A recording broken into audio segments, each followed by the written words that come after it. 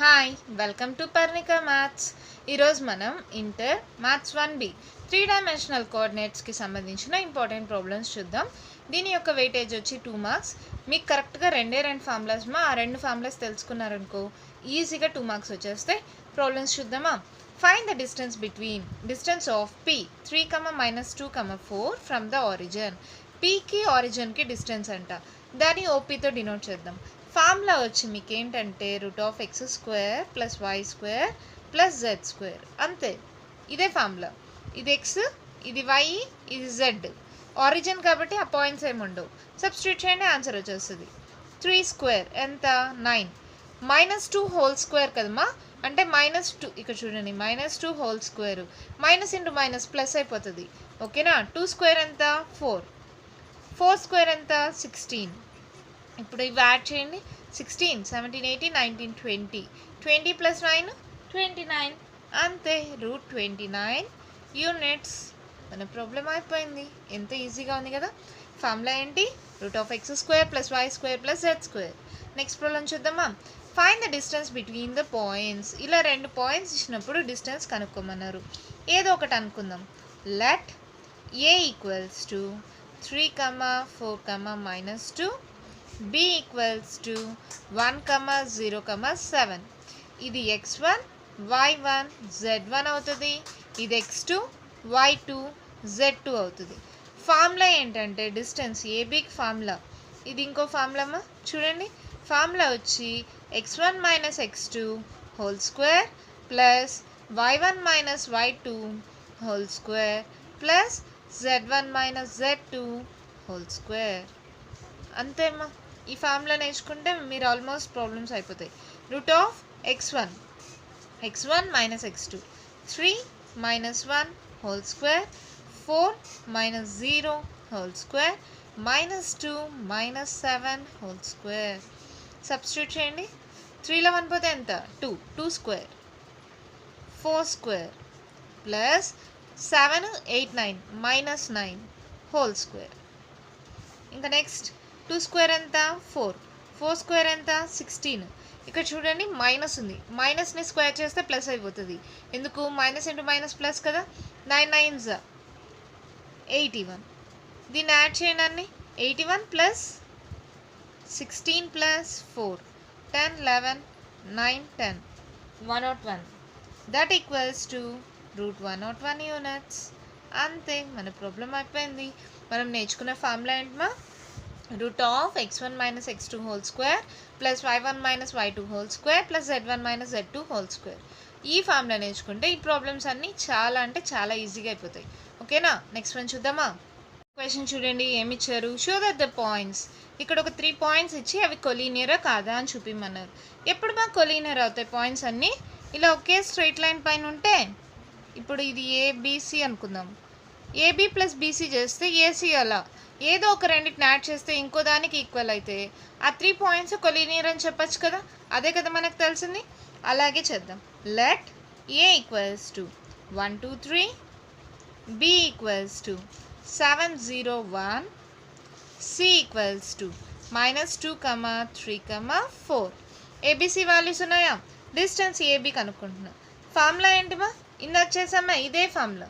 x1 - x2 whole square y1 - y2 whole square z1 - z2 whole square. ఇది x1 y1 z1 అనుకోండి, ఇది x2 y2 z2 అనుకోండి. ఓకేనా. Substitute చేయండి. x1 - x2 whole square y1 - y2 whole square z1 - z2 whole square. That equals to √7 - 1 ఎంత? 6 -6 whole square 2² 3 - 1 again 2². 6 6 ఎంత? 36. 2² 4 again 2² 4. Add చేయండి. 36 + 4 ఎంత? 40. 40 + 4 ఎంత? √44. అవునా. ఇది నెక్స్ట్ ఈ బీసీ కనుక్కుందాం. బీసీకి కూడా అంతే. ఇది x1 y1 z1 అనుకోండి, ఇది x2 y2 z2 అండి. ఇప్పుడు ఏమవుతుంది? x1 - x2 7 -7 + 2 0 - 3 whole square 1 - 4 whole square. అర్థమైందమ్మా. 7 - 2 whole square 0 - 3 whole square 1 - 4 whole square. 7 + 2 ఎంత? 9 స్క్వేర్. 3 స్క్వేర్. 4 - 1 ఎంత? Again 3 square. 4లో 1 పోతే ఎంత? 3. -3 హోల్ స్క్వేర్ మా, మైనస్ స్క్వేర్ ఉంది కాబట్టి ప్లస్ అయిపోతుంది. లేదంటే మీకు డౌట్ అంటే -3 హోల్ స్క్వేర్ అనే రాసుకోండి. ఇక్కడ కూడా -3 హోల్ స్క్వేర్. ఎలాగైనా మైనస్ స్క్వేర్ చేస్తే ప్లస్ అయిపోతుంది కదా. 9 × 9 = 81. 3 స్క్వేర్ 9, అగైన్ 3 స్క్వేర్ 9. యాడ్ చేయండి ఎంత? 81 + 9 ఎంత? 90. 90 + 9 ఎంత? 99. దీన్ని ఎలా రాసుకోవచ్చు మన √99ని? 9 11s అని రాసుకోవచ్చా? ఓకే, దీన్ని కూడా రాసుకుందాం. 11 × 4. 11 4s are 44. √4 అంటే ఎంత? 2 కదా. 2√11. దీన్ని కూడా అలాగే రాసుకుందాం.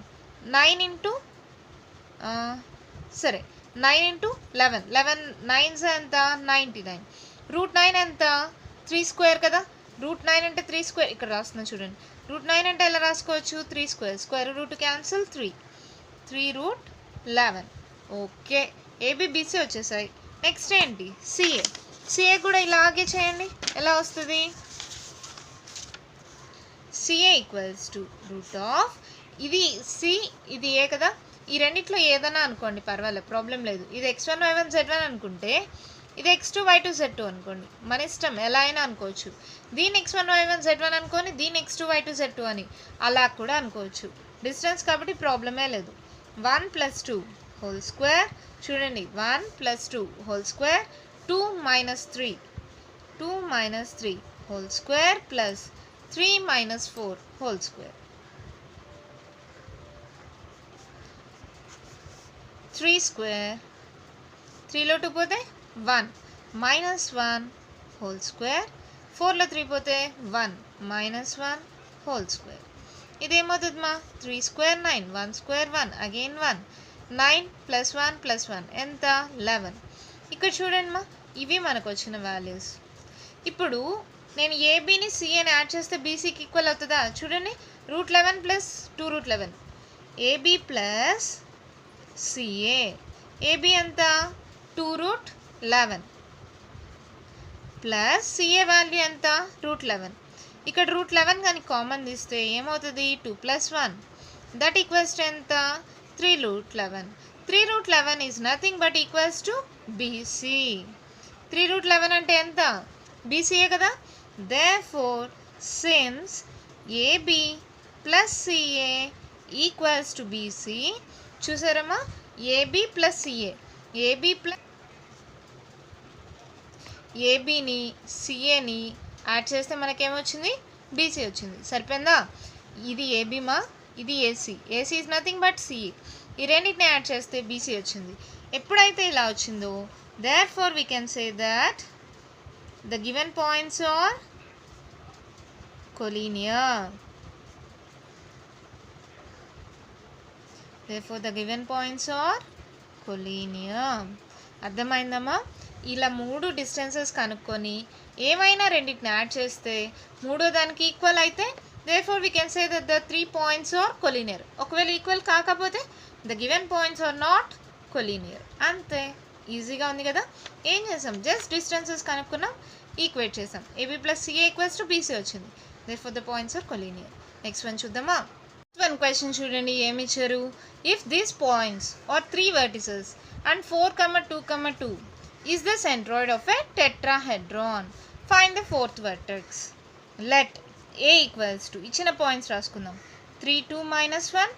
B equals to 4, 1, 1. C equals to 6, 2, 5. Tetrahedron అంట. ఇంకో పాయింట్ ఉండాలి కదా, అది నాకు తెలీదు. దాన్ని నేను XYZ అనుకుంటున్నా. ఇక్కడ ఏమన్నారు? సెంట్రాయిడ్ ఎంత వాల్యూ అంట?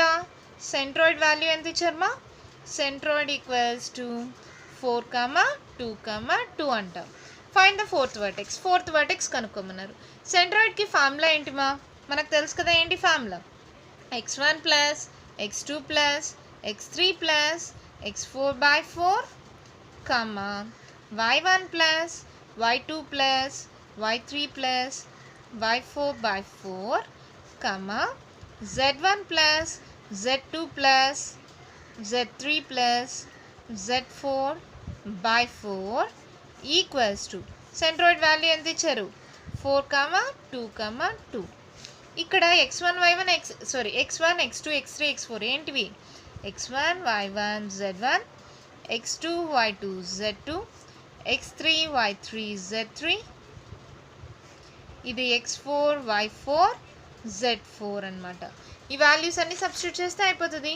3 + 4 + 6 + x 3 + 4 + 6 + x by 4. Next 2 1 2 2 + 1 + 2 + y by 4 equals -1 1 -1 + 1 + 5 + z by 4 equals to 4 2 2. ఈ రెండింటిని ఈక్వేట్ చేస్తే మనకి ఆన్సర్ వచ్చేస్తుంది మా. ఇది చూడండి ఏమవుతుంది, 10 + 3 ఎంత 13 + x by 4. ఇది 2 3 4 5 5 + y by 4. ఇది -1 + 1 క్యాన్సల్ ఏమవుతుంది 5 + z by 4 equals to 4 2 2. Equate చేయండి first second third. 13 + x by 4 equals to 4. అప్పుడు ఏమవుతుంది 13 + x ఈక్వల్స్ టు, ఇది డివైడ్ అవుతుంది అటు సైడ్కి వెళ్తే మల్టిప్లై అవుతుంది 4 16. అప్పుడు x ఈక్వల్స్ టు ఏమవుతుంది 16 - 13. x ఈక్వల్స్ టు 6లో 3 పోతే ఎంత 3. అలాగే y వాల్యూ చూద్దామా. 5 + y by 4 ఈక్వల్స్ టు 2. అప్పుడు 5 + y ఎంత అవుతుంది 4 2 8. y ఏమవుతుంది 8 - 5. y ఈక్వల్స్ టు ఎంత 8లో 5 పోతే 3. నెక్స్ట్ z కూడా కనుక్కుందాం. 5 + z by 4 ఈక్వల్స్ టు 2. అంటే 5 + z equals to 4 2 8. z equals to 8 - 5. z equals to 3. చూడండి ఈ రెండు ఆల్మోస్ట్ ఏంది రెండు ఒకటే. y ఉంది అక్కడ z ఉంది. దేర్ఫోర్ ఫోర్త్ వర్టెక్స్ ఏంది ఫోర్త్ వర్టెక్స్ మనం d అనుకున్నామా. d equals to x, y, z that equals to 3 3 3. అంతే, మన ప్రాబ్లం అయిపోయింది. ఎంత ఈజీగా ఉంది కదా. పెద్దగా ఉంది కదా, మనకి 2 మార్క్స్కి ఎందుకు ఇస్తారు. ఇక్కడ ఏముంది మా పెద్దగా, జస్ట్ ఫార్ములా అంతే, ఒకే ఒక formula. x1 + x2 + x3 + x4 by 4 substitute చేస్తే ఆన్సర్ వచ్చేసింది. కాబట్టి 2 మార్క్స్కి ఇచ్చే అవకాశాలు ఎక్కువగా ఉన్నాయి. ఓకేనా. నెక్స్ట్ వన్ చూద్దామా. క్వశ్చన్ చూడండి ఏమిచ్చారు. Find the fourth vertex of the parallelogram whose consecutive vertices are 2 4 - 1 3 6 - 1 and 4 5 1. ఇప్పుడు ఒక పారలోగ్రామ్ తీసుకుందాం. ఇలా పారలోగ్రామ్ తీసుకుంటే ABCD. ఇప్పుడు నాకు మామూలుగా అయితే పారలోగ్రామ్లో mid point of AC equals to mid point of BD కదా. కాబట్టి దాన్నే నేను యూజ్ చేసి వేరే ఇంకొక వర్టెక్స్ ఉంది కదా, ఫోర్త్ వర్టెక్స్ని కనుక్కుందాం. Let A equals to 2 4 - 1, B equals to 3 6 - 1, C equals to 4 5 1 and let D equals to XYZ అనుకుంటున్నా. ఓకేనా. ఇప్పుడేంటి mid point of AC equals to mid point of BD కదా. పారలోగ్రామ్లో mid point of AC equals to mid point of BD కదా. మిడ్ పాయింట్కి formula మనకు తెలుసు ఏంటి మా, x1 + x2 by 2 y1 + y2 by 2 z1 + z2 by 2. అలాగే చేద్దామా. AC ఇది x1 y1 z1 అనుకోండి, ఇది x2 y2 z2 అనుకోండి. ఫార్ములా ఏమవుతుంది x1 + x2 2 + 4 by 2 4 + 5 by 2. అలాగే z1 అంటే -1 + 1 by 2 ఈక్వల్స్ టు BDకి. ఇప్పుడు ఇది x1 y1 z1 అనుకోండి, ఇది x2 y2 z2 అనుకోండి. ఫార్ములా ఏంటి x1 + x2 by 2 కదా. 3 + x by 2 6 + y by 2 -1 + z by 2. ఇప్పుడు ఇవి రెండు సాల్వ్ చేసామనుకో మనకి ఆన్సర్ వచ్చేస్తుంది. ఇక్కడ చూడండి 4 5 6 6 by 2 5 + 4 9 by 2 -1 + 1 0 0 by anything 0 equals to ఇది అలాగే ఉంటుంది 3 plus x by 2 6 plus y by 2 minus 1 plus z by 2 equate చేద్దామా 6 by 2 equals to 3 plus x by 2 రెండు డినామినేటర్స్లో 2 2 cancel 3 plus x equals to 6 x equals to ఏమవుతుంది 6 minus 3 therefore x equals to 6లో 3 పోతే 3 అలాగే నెక్స్ట్ చూడండి 9 by 2 equals to 6 plus y by 2 2 2 cancel y equals to 9 minus 6 y equals to 9లో 6 పోతే ఎంతమా 3 అలాగే z minus 1 plus z by 2 equals to ఎంత 0 minus 1 plus z equals to 0 into 2 ఎంత 0నే అప్పుడు z ఈక్వల్స్ టు ఏమవుతుంది మైనస్ 1 అటు సైడ్కి వెళ్తే ప్లస్ 1 therefore fourth vertex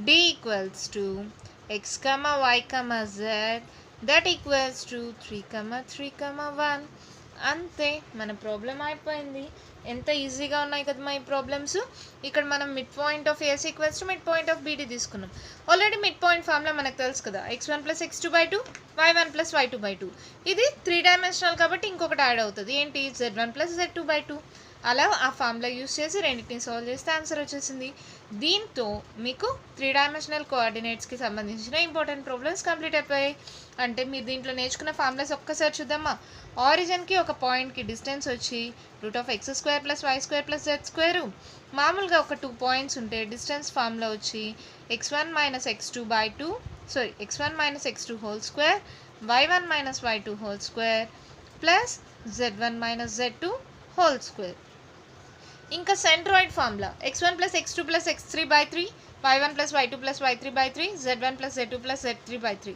అది మీకు ఆల్రెడీ తెలుసు అదే ఫార్ములా ఇంకొకలాగా ఏంటి టెట్రాహెడ్రన్ అంటే దానికి ఇంకొకటి యాడ్ అయింది ఏంటి x1 plus x2 plus x3 plus x4 by 4 centroid అంటే x3 దాకా వచ్చి బై 3 వచ్చింది టెట్రాహెడ్రన్ అంటే x4 యాడ్ అయ్యి బై 4 వచ్చింది ఇంకొకటి ఈ ఫార్ములా మిడ్ పాయింట్ ఫార్ములా మీకు ముందు నుంచే తెలుసు కదా x1 plus x2 by 2 y1 plus y2 by 2 ఇది 3 డైమెన్షనల్ కాబట్టి ఎక్స్ట్రాగా z1 ప్లస్ z2 బై 2 ఉంది అంతే అంటే మీరు నేర్చుకున్నది నార్మల్గా అంటే ఈ యొక్క ఫార్ములానే మెయిన్గా టెట్రాహెడ్రన్ కొత్తది కాబట్టి ఇది ఒక ఫార్ములా ఇది ఒకటేమా కావాలంటే మీరు ఇదే ఫార్ములాలో ఆరిజిన్ 0 0 అప్లై చేస్తే ఇదే ఫార్ములా అయిపోతుంది అంటే ఇది ఒకే ఫార్ములా కాబట్టి 2 ఫార్ములాస్ నేర్చుకుంటే చాప్టర్ అయిపోయిందా కంటిన్యూషన్ కొత్త చాప్టర్ కొత్త వీడియోలో చూద్దాం మీకు ఏదైనా డౌట్స్ ఉంటే కామెంట్ బాక్స్లో ఇవ్వండి మీకు కానీ ఈ వీడియో నచ్చినట్లయితే లైక్ చేయండి షేర్ చేయండి నా ఛానల్ని సబ్స్క్రైబ్ చేసుకోండి థ్యాంక్ యూ